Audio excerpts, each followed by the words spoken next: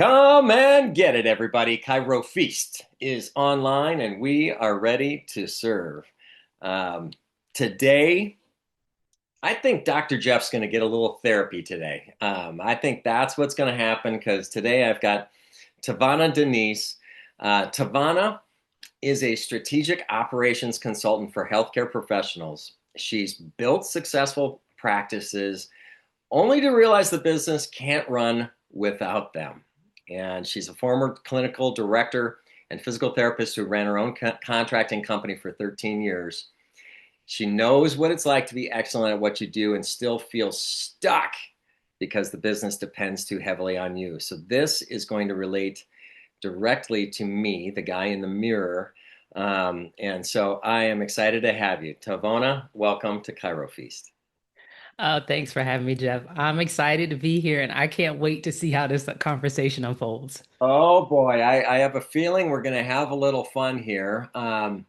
And for those that are listening here, I wanted to read this off your website because this is pretty cool. Um, so listen up. If as you're hearing this, all of our audience here, why does it feel like we're making money, but it's exhausting? Why does it feel like everything depends on me? Why does it feel like I can't take a break without things falling apart? Why does it feel like if I get sick, everything stops? And why does this feel worse than when I was just working a job? And these are sentences. I thought that was really powerful, Tavana, because these are sentences that I hear a lot as I'm coaching chiropractors. I've lived this. I have lived every single one of those sentences that was on your website, and so I can't wait to dig in. If you're a if you're a chiropractor that's been practicing for a while and any of that resonates with you, you must continue to listen to this episode and share this with other people that you know that are dealing with this. So please don't just hog this for yourself. Share this episode. And if you're listening to this and you're early in practice, you're young in practice, but you don't want to ever feel like those sentences that then you must continue to listen to this episode. Okay. So we're going to start, Tavona, because I don't know how many people know who you are. I'm going to have you kind of tell your story. We have similar stories because you ended up growing and having this big practice with other practitioners and whatnot. So tell us your story. Give us a little bit of kind of the background of how you grew up and how you got into the physical therapy world. Yeah. So interesting. So since you asked how I got into physical therapy world, I initially wanted to be a physician. My Okay. mom called me Dr. Boggs all the time. Something in the way I washed my hands. It was something about it. She was like, look at her, she's gonna be a doctor. And I really did until I had some run-ins with health issues as a child. And I was like, all you do is write a prescription and send me on my way. You don't see if I take it, you don't see if it works, whatever. And Oh, I was at a career fair and saw a video about a physical therapist and what they did. And I was like, oh my goodness, the light bulbs went off. This is what I want to do because I could still be in the health field and I could see progress. yes. I mean, like, I really got to see the person get well. And I remember we have to do volunteer observation hours. And I was with a therapist who did home health. And we got to see this little old German lady who had broken her hip. Part of her discharge was being able to drive. So we got to see her drive down the corridor and come back, and she got discharged. And I was like, this is what I want to do. Oh, This is what I want to do. So that's how I got into physical therapy. And then as I got into the field, I moved up in the ranks, became a clinic director, and something happened that may have happened to those of you who have listened before. My brother was graduating from college, and they said, we know you have PTO bank, you have hours, but you can't take it to go see your brother graduate. Meanwhile, I was running the clinic by myself and I said, I quit. And I started oh. I started the contracting company, the physical therapy contracting company. And I had 30 days because you have to give 30 days notice. I had 30 days to figure out how to start a company, how to get contracts and all of these things. And that's what I did for the last 13 years of me practicing in physical Wow. therapy. But it also leads to part of what we were talking about of knowing that you're amazing as a clinician, being very successful, making the money, but knowing that if you're not there, you don't get Yeah. paid. If you don't Yeah. do the work, you don't make money. And so when I hurt my back, I mean, I had a serious injury where I was out for 6 months, couldn't walk, couldn't sleep, couldn't sit. It was terrible.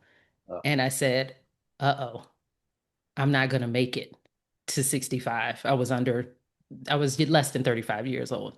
That was the first time where I realized that I had created an expensive job for myself with yes. tons of risk instead of creating an asset that could run and live be beyond me, actually. So what you're talking about in that moment when you said I quit, okay? It seems to me that what you wanted and what you needed was freedom. 100%. And you were stuck. You were in jail. You're in the cage. Um, Mhm. and I know lot of young people, they kind of look at this and they're like, well, I want success, but I also want freedom. And there's this, I think each generation, you talk about millennials and Gen X and Gen Z and all these, right? These different groups. And I look at my daughter who's 23 and, she wants freedom. She values freedom over the amount of money that she makes. Of course, she Oh, yeah. wants to make money too. She's very driven. She's got a lot of me in her. Uh, she doesn't want to be tied to a desk and a chair in corporate downtown Minneapolis or Tampa or wherever she might be. Um, so, how would you say to a young person, whether or not you have to choose? Do you have to choose between success and freedom, or is there a way to make it both work? I think there's absolutely a way to make both work. I mean, I think that's how new things get invented all the time. There's a problem and somebody comes up with a creative solution. I also think there's more than one way to make things work. So when we think about scaling a business, so let me back up for a second. A lot of us, and myself included, I wanted freedom to choose. I wanted options. I wanted control over how I spent my time, where I spent my time. And so I got that in creating the contracting company. But what I didn't consider was the fact that it was still trading my time, my effort for money. And Yeah. so, what some of us do is we say we want to have our own practice or we want to have our own business, and we go out doing the thing that we know how to do best. But we don't really understand, even though we call ourselves business owners, we are effectively self employed. So now we are wearing all of the hats. We're not just one spoke in the wheel where we can just call off and our coworker to pick up the slack. No, if we are not there, everything stops. And Yeah. so, I think what I'm coming to understand and what I really want to press upon people who are doing the work that they could be doing for somebody else, like you are the clinician, you are the doer, be very, very careful of what you're calling success because success and freedom are often two different things. They don't have to be at odds with each other. But do you have the freedom to come into work when you want to or not? But does that also mean if you don't come into work, you don't get paid? And I Mm, think these things are getting misconstrued and conflated. And so I thought for a long time I had freedom. I pick up contracts when I want. I go in if I want. I say yes if I want. But that also meant if I don't go in, I don't get paid. I, of course, was making more money than as an employee, but I have more responsibility and I have more risk on my shoulders. yes. Yes. So just I think if somebody's looking at starting a business, I absolutely want everybody to have their own business, to have control, but do it with intention and consider, and this is where I come in with the operations mind, consider how you've structured things because Yeah. that's the key. It's not just I'm my own boss and I can do it when I want to. How have I structured this so I truly have freedom and something that's sustainable beyond me? And I want to come back to this, but I want to get a little therapy from you first,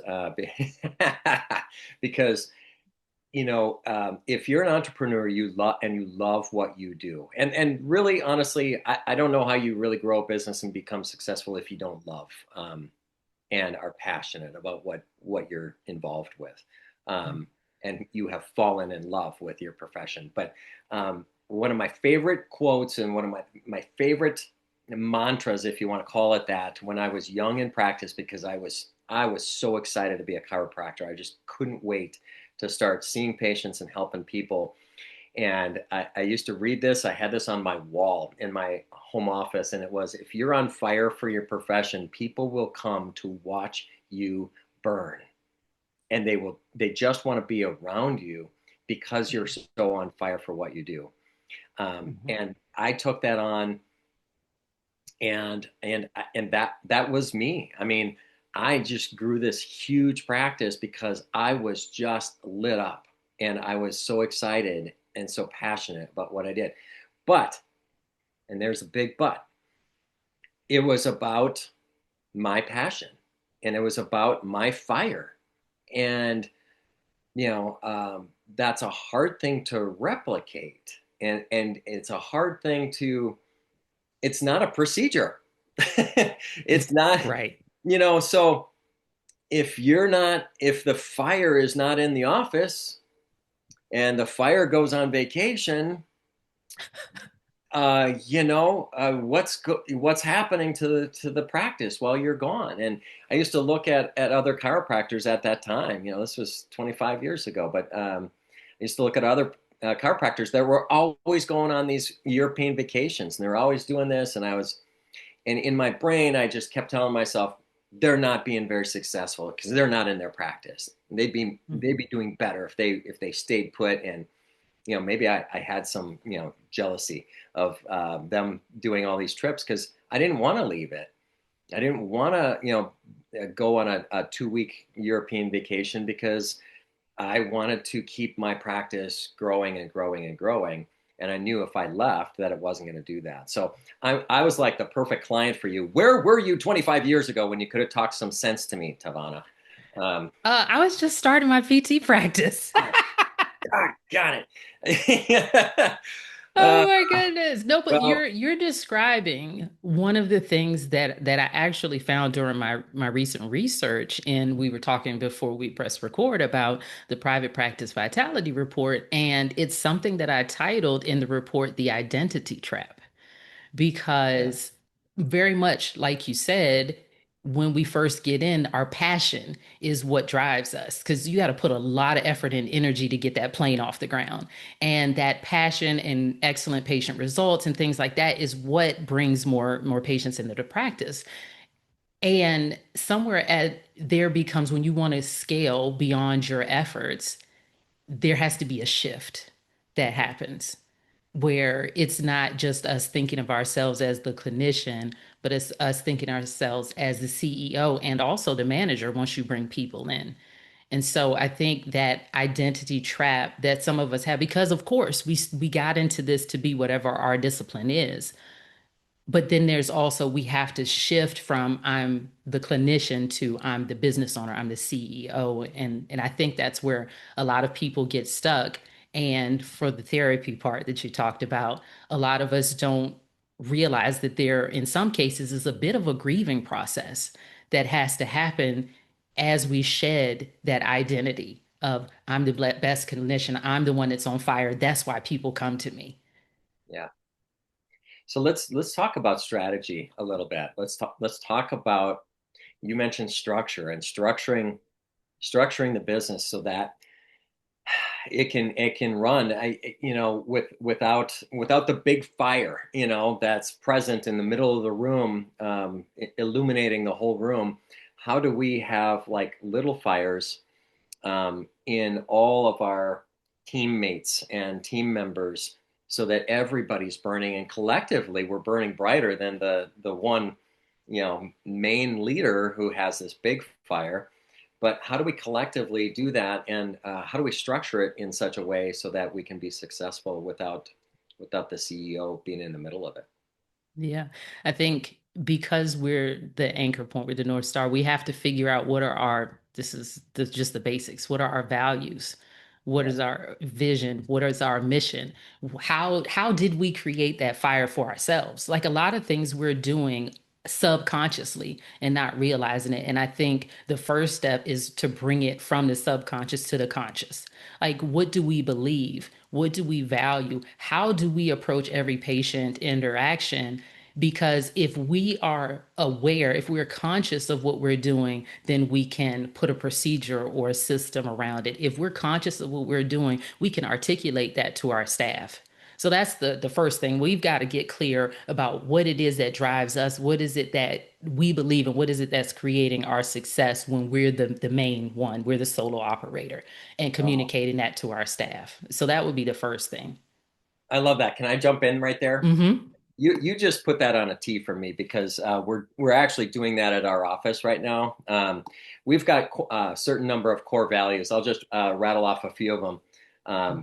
Christ-centered is one of our core values. Five-star service, infectious enthusiasm, pay it forward, over deliver, authenticity. These are some of our core values. And what we did over the last about a month during our team meetings, we have team meetings every Monday at 1 o'clock. We have been standing in front of where our core values are on our wall. We have a giant wall where all of our core values are on that wall.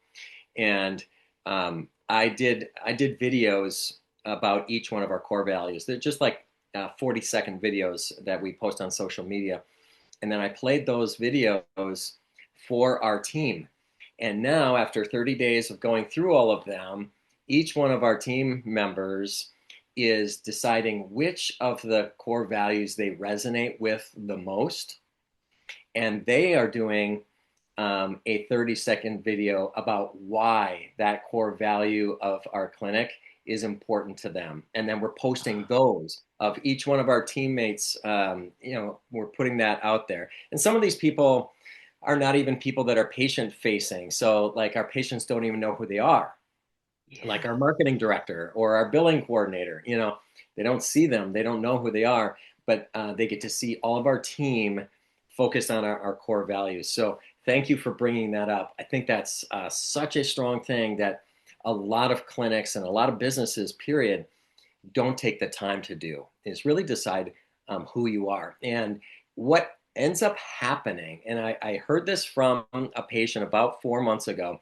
I was walking past, and this gal was with her two daughters that were in the clinic getting adjusted, and she was sitting in the massage chair. We had a little massage chair there, and I walked past, and she said, "Dr. Jeff, I just want to tell you, I'm just so glad that we're here."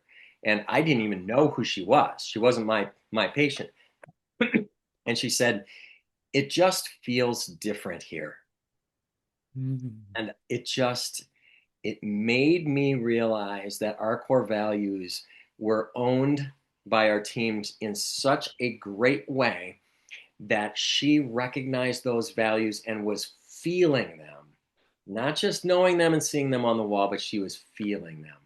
It just Yeah. feels different here. And she was not my patient. To this day, I don't even know her name. But Ah. I think that's what happens, when you've got the team running right. Oh, that's just the best compliment to what you've created there and the feeling. Because a lot of times people talk about branding in business and they think it's the logo and the colors and all of that. But what you just described is your company's brand. She felt what you all stood for. And so it's hard for people to do because it's not always tangible. And it's this, for some people, it feels very ethereal. It's like a lot of thinking as opposed to putting our hands on and doing and creating something and seeing the adjustment. But what the work that you did 30, you said this happened 4 months ago. So the work that you did and instilling, imparting this upon your team, it takes time, but you eventually see it one way or the other. So either you're going to just let everybody be pulling in different directions doing their own thing, or you're going to be intentional about setting the direction and the tone for the business. And then with time, you see it permeate throughout. And I think you talked about something very important there too, because the next part after making sure that what subconsciously fuels you and has made you successful as a solo operator is moving it to to the conscious, but also then how do you get buy-in from your team? How do you get them to own the parts of that? And I love the exercise that you did, like which ones resonate with you. And I think one additional way that people, if that doesn't resonate with them, you can say, okay, well, how do you define this particular value? How do you embody it? How do you display it? Because I think sometimes we have people with all different kinds of personalities working with us. And sometimes we think that the display of five-star service, for example, has to look a certain way. And it may look one way to me with my personality, but it may look a different way to someone else with their personality. And Mm, so just really honoring the individuality of the people that come to you, but under the same value. mm. I love that. You just gave me the next step of what we're going to do with our team, and that's going to be answering the question, how do you display your core value, your favorite core value? How do you display it in your job? That'll be the next video that we have our staff do. That's Yeah. awesome. And I loved how you brought in, you had them as part of the marketing. You had them record a video because I think I have one client who runs a huge virtual PT company and she does all of the marketing, or she did at the beginning. And so then when she started hiring people, one of the things that we find, especially with my chiropractors, as they bring in associates, they're like, well, all of the patients want to see me because the business is about me and I'm on all the branding and I'm doing all of the marketing. And so she did very similar to you, is she brought her other therapists on board into the marketing so that they were visible and so that people felt comfortable seeing them. And so it's again bringing it to the conscious, asking them to the ownership and how they display, and then also bringing them into being visible in part of the marketing so that, especially if we started the business on our hands, our results, our name, our reputation, and so forth, that the new patients coming in feel comfortable in seeing our associates. So it sounds like one of the key principles that you probably promote is wrapped around the team and the team aspect and managing the team, training the team, loving your team, and getting them, because I mean, obviously, if it's going to work without you there, and I heard from talking to you prior to recording this a little bit about your passion in helping people. Clearly, when you're working with a patient, the patient can feel your concern and they can feel your love and your intention and what you're doing and how you're educating them and how you're guiding them and challenging them and holding them accountable. Do your exercises, all the things, right? um, how do you train your associates to have that same compassion and have that same thing come oozing out of them? I think I keep going back to everybody has a different personality. And so we have to be careful about projecting onto people how we think it should look. And so I'm usually more interested in asking questions than giving statements Meaning because to the some patient or to the associate? to both. Okay. I want to ask questions all the time. I want to have clarity Yeah. before I can say something. And you know how they say we have two ears and one mouth? And so we should be asking questions so we can hear before we speak. Yeah. So I am, first of all, curious about my team member, who they are, how they function, how they move. Because even if we just look at something as basic as introvert, extrovert, like somebody is, I'm an extrovert, I'm a people person, I'm going to be hugging and high fiving people. Like that's literally the sign off on my emails. I'm going to be talkative. And if I'm not, there's a problem.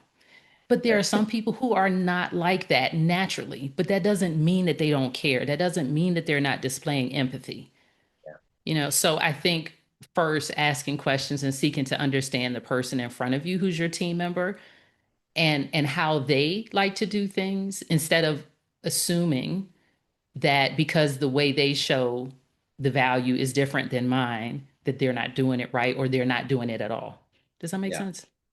Yeah, no, that's beautiful. I mean that just now helped me personally because sometimes it makes me crazy when I'm trying to get an associate or an intern or somebody to be more expressive, but yet that's not who they are, right? Right. So I have to accept that. But I think my coaching for them would be okay. So if you don't want to be the the fire in the room, if you're not that expressive person, then how does the patient feel what you are trying to express to them? If you're going to express it differently and not be as demonstrative or enthusiastic or what have you, then how are they going to feel it? Are they going to feel it through your words? Are they going to feel it through your handshake or a touch on their shoulder? Or how are they going to feel it? Because, um, and I don't know if it's this way in the physical therapy world, even though I work with physical therapists every day, but I know chiropractors better, and so many chiropractors are stoic, and they're just they're boring, and it's like, stop it. I think we get taught that in school, like you have to be like this stoic, professional, doctor, and don't be so doctory is what I try to tell people. Be a human, be a real Be a human, human. you know, and just love people. But if you're more stoic and more uptight, type personality, well, you still have to express your care and love and compassion for people. How are you going to do that? Hmm. Are you going to? Yeah. And I think too many of us in management positions, right? Because here's the thing, when we decide that we're going to run our own business, and then we take on team members, you have to realize all of the hats that you've decided to put on. If you're still practicing, you've got the clinician hat on. If you decide to take on team members, you just put on the management hat, which is a different hat with a different set of skills. And then if you're a CEO, that's a different hat with a different set of skills. And so what we're talking about is the management hat here. And we have to be, those are just different skills that we have to learn there. So, if we can, let's get into a few nuts and bolts. How do you make your practice easier to run, and how do you make it more predictable so that you can kind of count on the results every month instead of hoping and praying you have another good month like you had last month? Are there some specific tips that you could give some young practitioners? Yeah. Being a physical therapist, we like to start with the evaluation and diagnosis. So, I'm going to give you a very, very simple way to diagnose what is the issue. Like when you go away and things start going down. So, the question that I love to ask people is, if you were to step away from your practice, from your business for 30 days, no internet, no telephone, can't answer messages, what would continue to run smoothly, and what might fall apart. Mm-hmm. That is a quick, simple way to figure out, oh, these are the things that I need to address. So if you're the one in the office that is the rainmaker, you're the one getting all the marketing events, you're the one doing all the marketing events, you're bringing all the people in. If you're gone for 30 days, guess what? No new people coming in, Right. right? Or if All you're right. the one if you're the one that processes all the new patients and you don't have anybody else in the office doing the exams or consultations, taking the x-rays, all of a sudden that's not happening for a month, what does that do to the business? Right. Or billing or logins. I've had people talking about that. One of the people I was working with has a pool. So she had most things running smoothly, but if anything happened with the building, that was all on her. Right. Oh, So really, I'm talking about nitty gritty, like really think about these things. If you're completely off the grid for 30 days, what might continue to run smoothly, what might fall apart, make a list. Because if once you have the list, again, going from subconscious to conscious, once you have it in black and white in front of you, then you can do something about it. As opposed to it just being this ambiguous thing where you just know the problem is if I go on vacation for 2 weeks, I'm going to have a mess on my hands when I get back, or I'm going to have to scramble to get patients. We can now break it down to figure out where the kinks in the chain, like what is actually happening. So that's the simple, if you don't take anything else away from this interview, that's the one thing you can do this weekend. Just That's take the time to do that. that's a great exercise. Because in I'm a big proponent of having what we call in our office a bus book. A bus book is a book that describes your job down to every click on the keyboard. Because if you get hit by a bus, Got somebody it. needs to pick up your bus book, open it up, and follow along and do your job. Okay. What you're talking about is maybe having more than one people knowing how to do what you do. And Oh, for sure. so, how much overlap do you think is healthy? Like, let's say I was in charge of responding to all of the reviews, so the Google reviews, and it was my job as the owner or whatever to respond to the Google reviews. But if I'm gone for a month, all of a sudden now that's not happening, and so Right. somebody in the office should be doing that when I'm gone.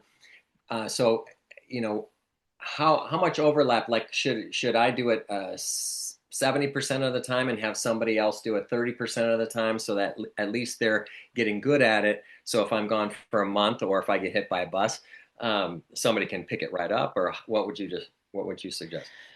I think it depends on your individual situation in office and how many people you have and what they're already responsible for. Like, is their plate too full to do that? And what do you want your role to be as the owner? Like, how much do you want?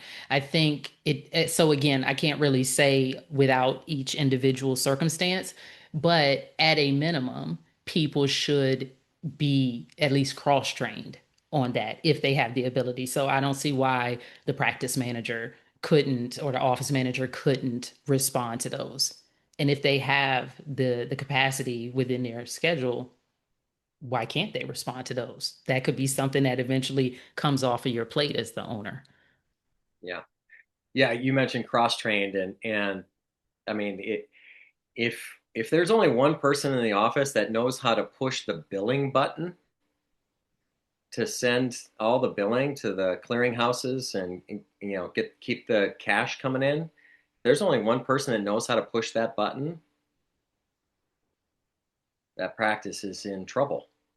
Yeah. Because if someone gets hit by a bus or wins the lottery, or whatever, and they don't show up tomorrow, um, Right. things are different, right? Yeah, so I mean, there's so many layers to this, right? And so that's why I like to start with that high level question of what would go smoothly, what might fall apart, high level. And then as the next layer, you might look at like what you said, billing is important because we need cash flow, right? So if it's like a high, I want to say high acuity, but if it's a very important task, right? Definitely want to make sure that there are at least two people that know how to do that, because people do need to take vacation. People do, like I said, I hurt myself and was out for 6 months, boom, just like that. So if it's like a really highly important task, really making sure that there's cross training that's happening there, or at a very minimum, like you said, your bus book. I love I love that terminology. Yeah, if it's just emptying the trash baskets, that's probably something you could train somebody to do very quickly. But if it's somebody understanding the complexity of, the billing process, you better make sure somebody knows how to do it. Hmm.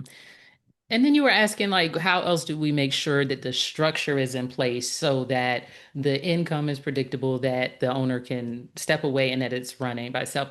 I also like to look at the individual components of what runs a business, right? And so if we're looking at what brings patients in the door, what does your marketing system look like? Who's responsible for that? How does it work? What metrics are we tracking to make sure that it's working? right? So those are just three simple things. I mean, we can go down in the weeds of it, but that like on a high level, we just want to know for this thing that is present, must be present and working for the practice. What is it? How do we do it? How are we tracking to make sure that it's working? Who's responsible for it? Um, then, of course, sales. How does sales work in the practice? Same thing. Who's responsible for it? How does it work? How are we tracking? Because then we're talking about performance. How do we make it work better? Right. So it's not just when we're putting these systems or structures into place, or these containers into place, it's not just so that the owner can be on, be in Bali for a month. It's so that we can also improve the business. This is about making it more predictable. If we know that we need to run X number amount of ads, or we need to do X number of talks ever so often to get X number of new patients in, then this is how we start to make our business more predictable because we're looking at the numbers. And I think this is maybe going off in a different direction, but I think this is a huge problem in healthcare in general for private practice owners. We're not looking at the numbers. And so then we wonder why we can have a massive month and then the next one, there's crickets.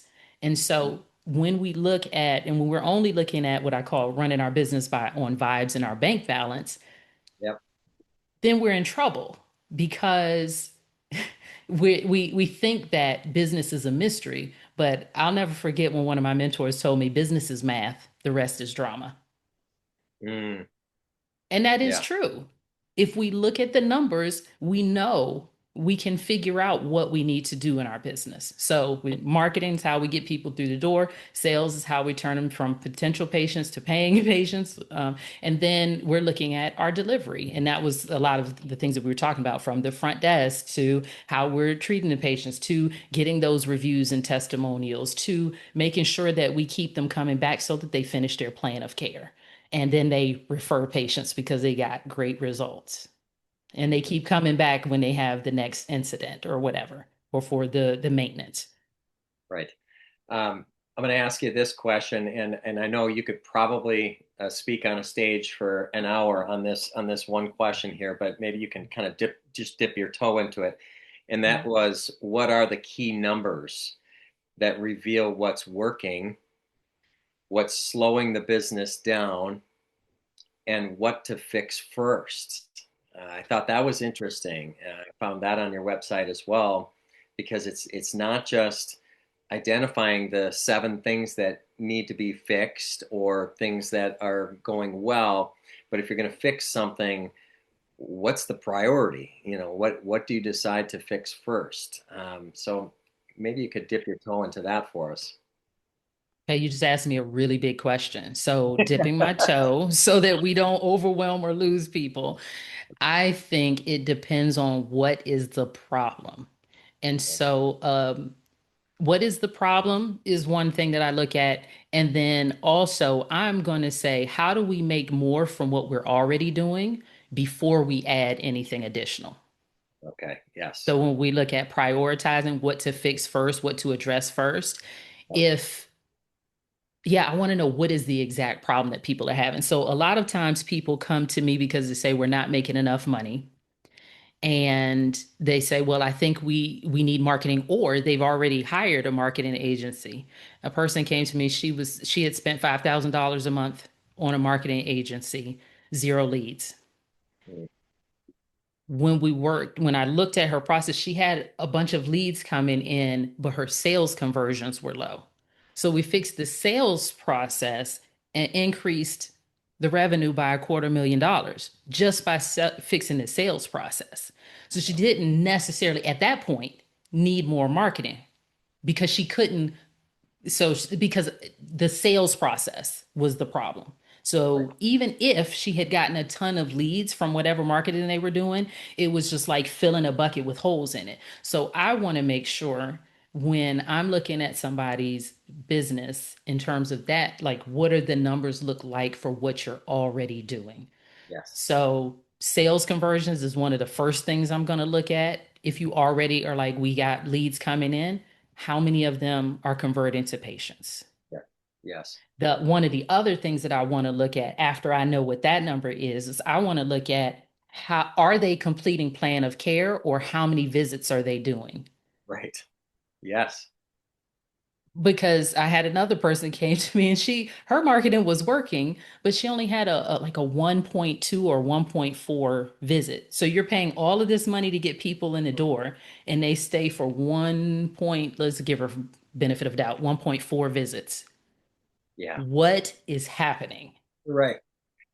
Amen, sister. Because I saw an ad. This was probably 15 years ago. There was an ad in our local paper, little small town newspaper, and the ad was a chiropractor that said, "I can get you better in 5 visits or less." And I remember seeing that, and I remember I just when I see stuff like that, I'm like, just just from a bit, never mind the philosophical massive problem that there is in that whole statement, which that's a whole nother podcast episode. But from a business standpoint, that's got to be one of the dumbest things I've ever heard in my life.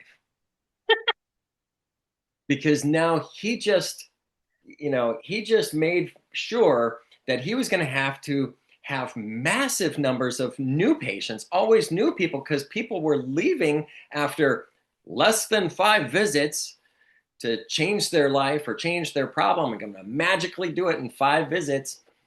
So now you need massive quantity of new people for the rest of your career. What an idiot. Which is terrible because as the saying goes, it's cheaper to keep her. As long as we're doing it ethically, let's make sure that Right. we throw that caveat in there, so people love to look at revenue, which is a lagging indicator is just what happened in the past, but I like to look at the leading indicators, which tells us what has the potential to occur in the future. So we've looked at the sales conversions, we've looked at the retention or the LTV, the lifetime value to customer. Like we're trying to figure out what are the things that we can do that don't require adding more complexity to your business, meaning that the machine that you're running is functioning at an optimal level.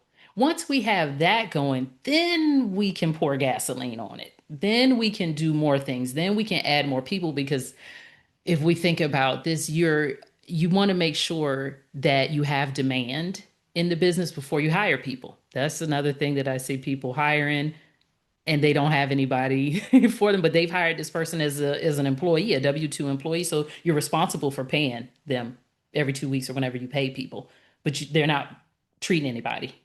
And so now you're upset because you're still holding a full caseload, Yep. but you're paying their payroll. It's a big mess.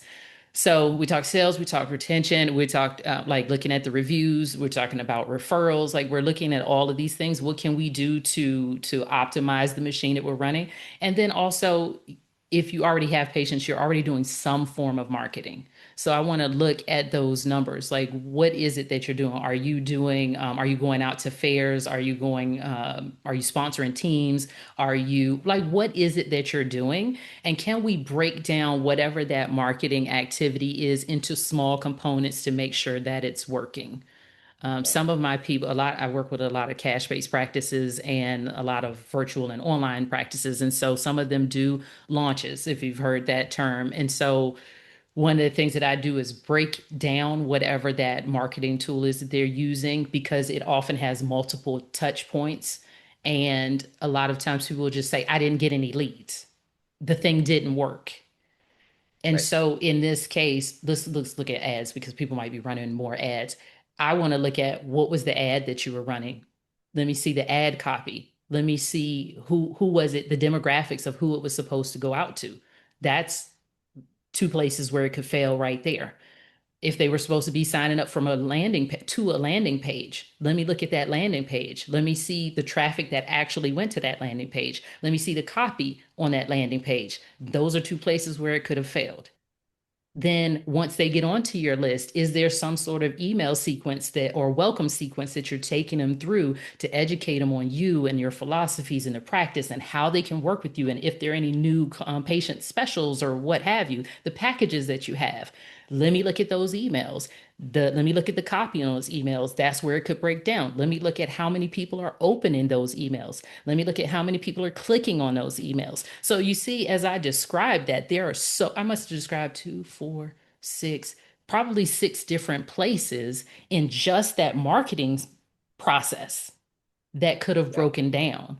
But people will look and they say, the marketing didn't work. Well, Yeah. I say, what part or what parts of the marketing didn't work so we can fix it instead of chuck it out and do something else or add a bunch of things onto it. And then Yeah. also, of course, looking at if you are doing a number of marketing activities, which one or which ones are actually bringing in the qualified leads. Because this is a pet peeve of mine. I got to go down this for a second.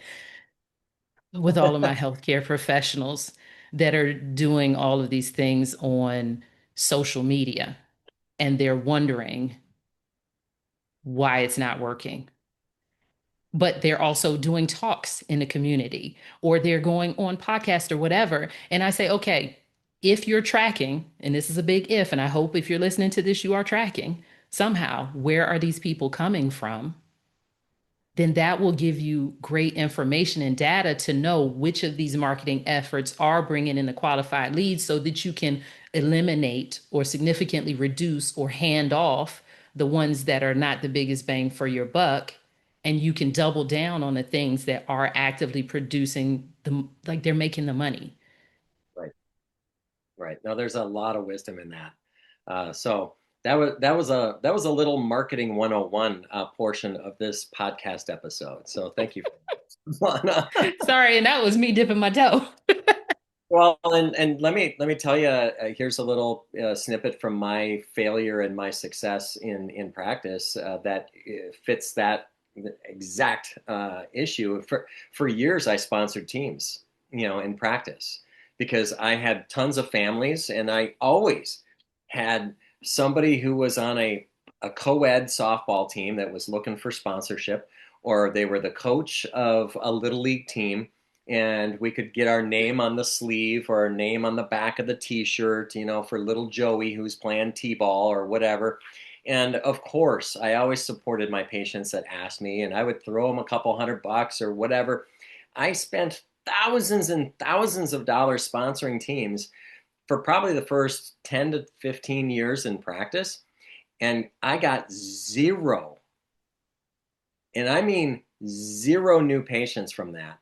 But I wasn't doing it because I wanted new patients. I mean, of course, I was hoping, but I mean, I just was supporting my patients, right?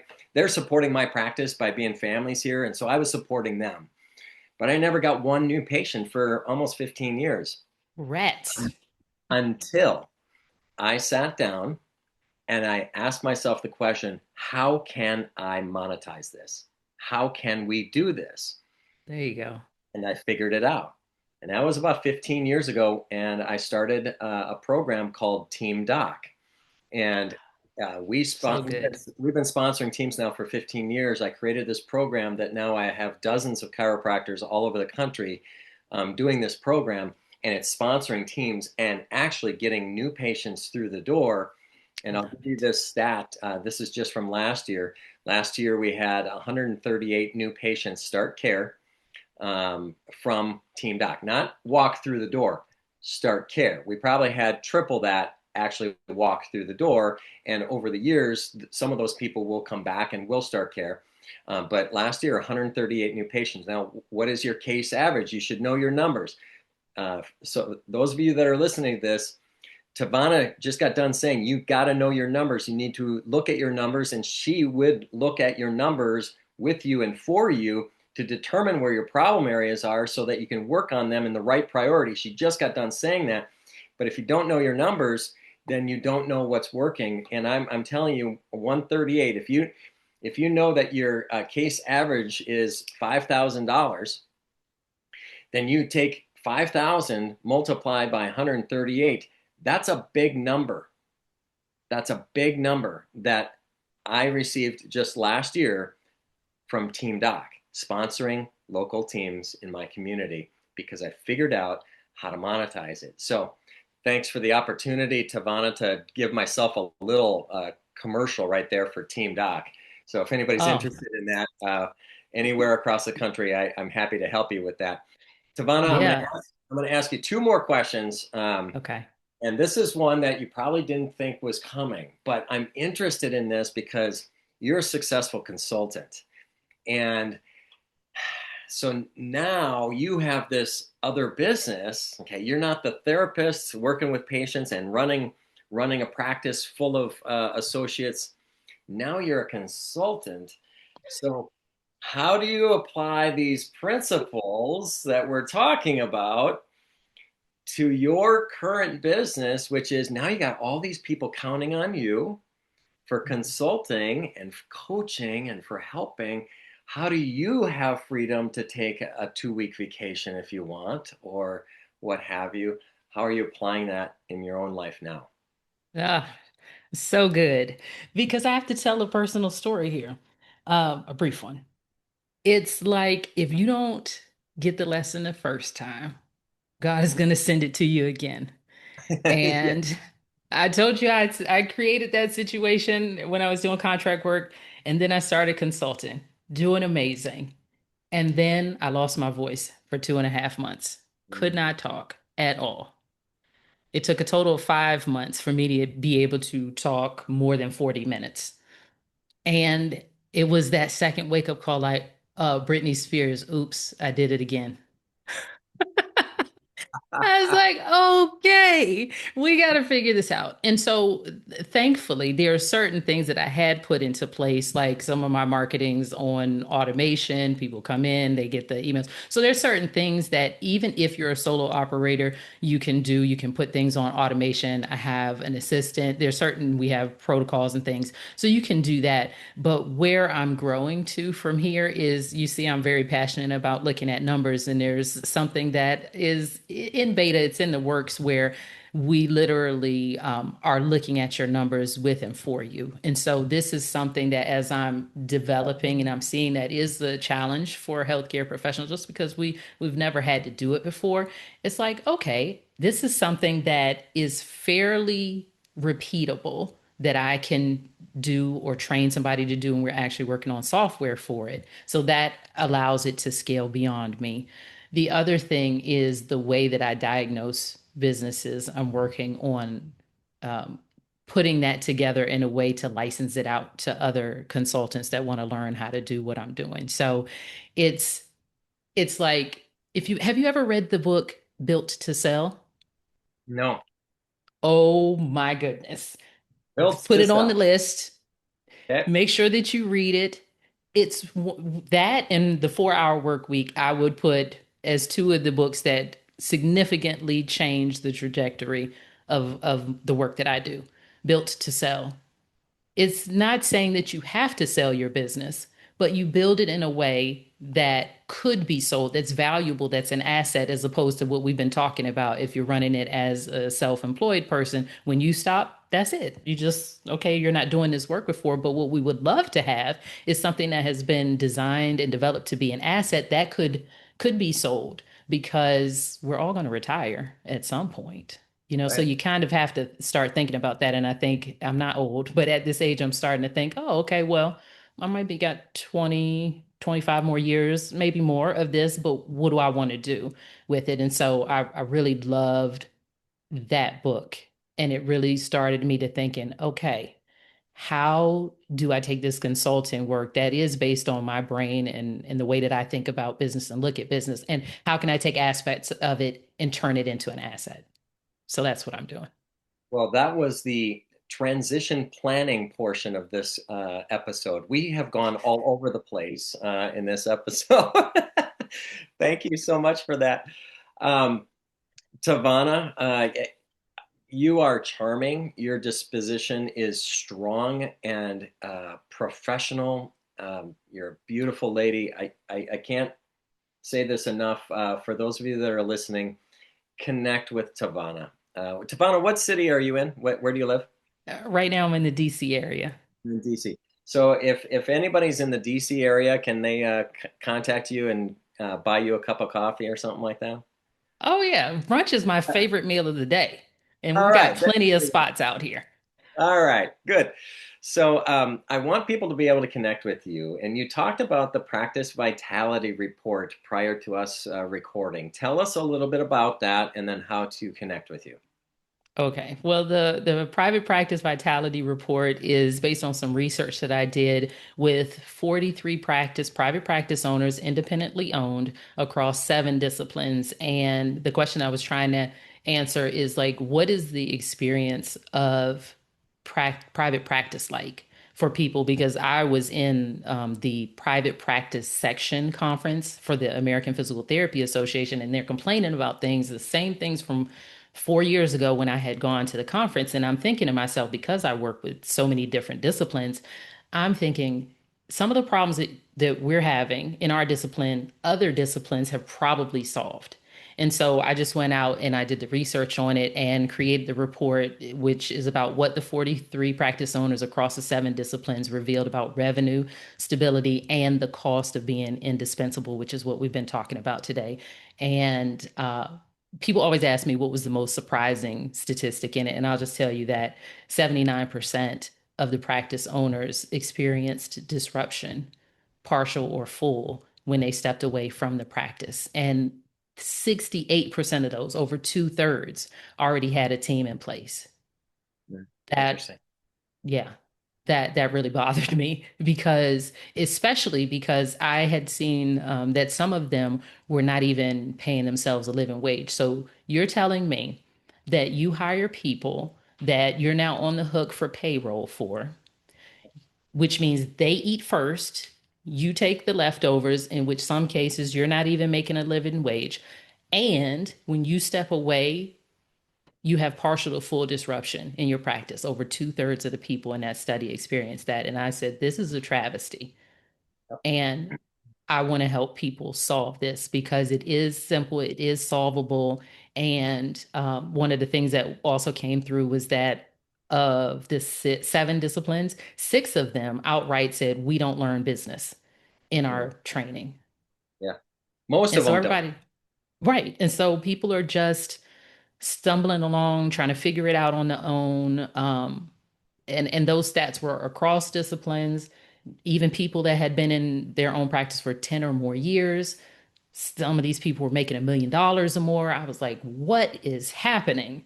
And as I started digging further, a lot of it truly comes down to running the business on the vibes and the bank balance and not truly understanding your numbers. Because if I can see the numbers, and just like you said, once you looked at it and you said you've been sponsoring these teams for 15 years and you got 0 leads, you can decide either I'm going to toss that marketing strategy or I'm going to figure out how to make this thing work. And Yeah. you can't do that without true visibility into it. So how do we access that report? How do Yeah, I? you go to beyondpatientcare.com. Okay. Beyondpatientcare.com will give you access to the report, Okay. and I would love to hear, if you read it, what you think about it. Is that your main website? That is the website where the report is, but the one that you were reading off of is based off of my name. It's TavonaDenise.com. That was maybe the fastest hour I've ever spent on a podcast. That was delightful. Oh, wow. It has been Yeah. an hour. I'm glad we didn't have anything scheduled, nothing planned. We could spend that hour together, and I feel better for it. I got some good ideas for my own business. I've got a Oh, couple of books good. I'm going to order on Amazon or somewhere. Um, so thank you, thank you You're for welcome. what you've done for me in the past hour. I'm grateful for it. Um, and I would say to everybody out there, these are the kind of things that you need to digest. These are the kind of podcasts that help people um, think about it right now as you're listening to this. Who am I going to share this podcast with? Podcasts, I believe, are designed to be shared because when you learn something good and when you're impacted by something, get it in the hands of somebody else. And I want you to stay hungry, my friends. And as always, pay it forward.